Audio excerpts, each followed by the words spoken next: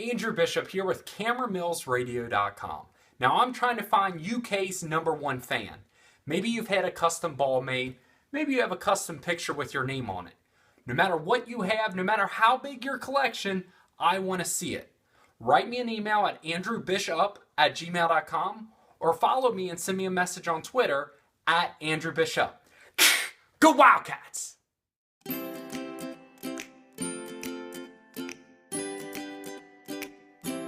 I would say all of my life. I think it was born into my DNA to be a Kentucky fan.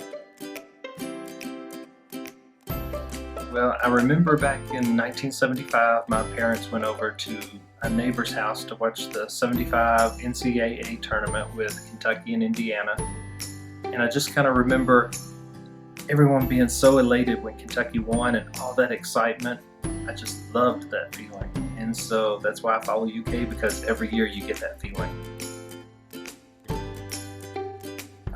Back in 1978, when Kentucky won the national championship, my aunt and uncle for Christmas bought me a whiskey decanter that had the championship on it, and that started my collection. And since then, every year for my birthday, for Christmas, other occasions, everyone always gets me something UK, so that's where my collection started.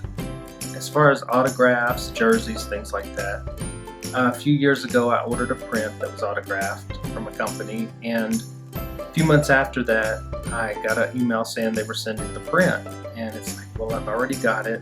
So I called the company, talked to the guy on the phone, and he thanked me for calling, and at the end of the conversation he said, well, if you have any questions, my name's Jeff Shepard.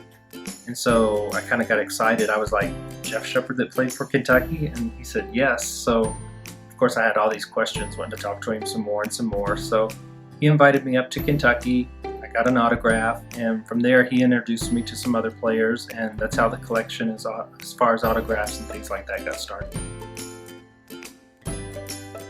Well, anybody that plays for UK is my favorite player, but there is one that really stands out for me, and that's Cameron Mills.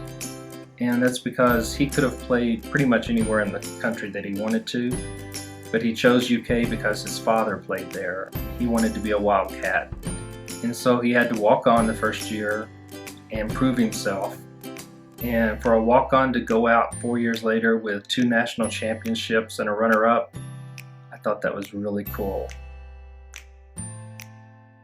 Well, as far as games go, it would have to be the '98 Duke game in the regional finals. That game I've watched 100 times, and I'll watch it 100 times more. I just love it. The revenge on Duke for the '92 game, that's a UK classic. And as far as players go, my memory is of Cameron Mills in the '98 championship game at the end when he collapsed on the court.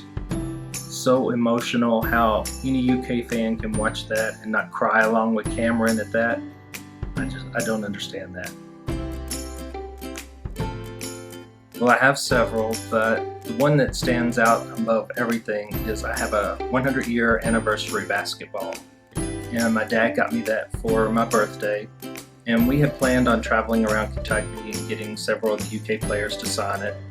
Unfortunately, he passed away a few months after that, so in his honor, I've still continued to get players to autograph that ball, and that's my favorite thing.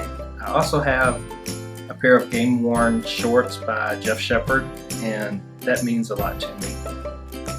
And recently, for my birthday, I got a Cameron Mills and Terry Mills autographed jersey, and that's really great to have a father and son jersey signed. There's a lot of items I wish I owned, especially from the past championships before 1978. I know a couple of people that have a '58 championship ball that is autographed, and I would die to have that. But the items I have in my collection now all are very special to me. They all have stories behind them. So that's more important to me, is to have the stories attached to these items. I don't think I will ever stop collecting. I mean, this is a passion of mine, but probably the last thing I will collect will be a University of Kentucky Wildcat casket. I understand they make those now, so that'll be my last purchase. Well, before you judge me, you you have to hear the entire story. I actually went to the UK ICU to collect an autograph one time, but it's not like it sounds. What happened was I had planned on driving from Louisiana up to Kentucky to get a couple of players' autographs. And one player in particular I had talked to for several months. And the day I got into Lexington, he said, give him a call. He didn't know if he would be at his office or at his home, so I called. And he said that he was at the ICU unit with a family member. And so I said, okay, we'll just reschedule. We'll do this some other time. And he said, no, come on up. I want to autograph the ball for you. And I said, no, I just wouldn't feel right. But he insisted, so I said, okay, I'll do it.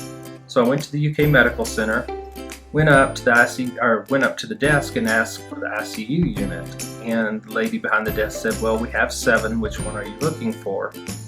I had no idea. So she said, well, what's the patient's name? Once again, I had no idea which family member was in the ICU unit, so then I had to kind of explain what was going on, and she kind of thought that was interesting. And so she looked up, and there was only one person by that last name. So she called, and I went up, met the player, we sat and talked, and he turned out to be a fantastic guy. I still talk to him to this day. Usually when they walk in, the first thing they say is, "You're crazy." And then they come in and they start walking around, and I start explaining the stories behind each item. Then they really get interested in it. And it's funny because the places I've worked and the friends I've had who are not UK fans, they will start watching UK games to have something to talk to me about. And then even after I've moved away or quit working there, I'll still keep in contact with them, and they will say, "Did you see the UK game last night?" Or "Did you hear who they're recruiting?" So I've converted a lot of people to UK fans. That's simple. It's in my DNA. I will always bleed blue. And it's funny because I meet so many people in my travels that are also Kentucky fans. I mean, here in Colorado, I see a lot of bumper stickers, decals on cars. I'm at the mall. I see people with UK t-shirts on. I'll go up and talk to them. I was in the Bahamas not too long ago, and I was in the cab, and the guy asked me where I was from, and I said Kentucky. And he got all excited because his family had bought him tickets to fly to the States to see UK play. So another UK fan in the Bahamas. So that's how I still bleed blue and live in Colorado. I haven't met anyone, if there is. I've met a lot of UK fans in Colorado, but no one with a collection like this. So if there are any UK fans watching this that want to see my UK collection, get in contact with me. I'm happy to show it. I would say it would stay classy, because I think UK fans, no matter what's happening with other colleges, if they're on probation, if they're down that year, we don't attack them for things like that. We want all these colleges to be at the top level, because like North Carolina, Duke, Louisville, we want you to be at your best game when we beat you, so that way there's no excuses. UK's #1.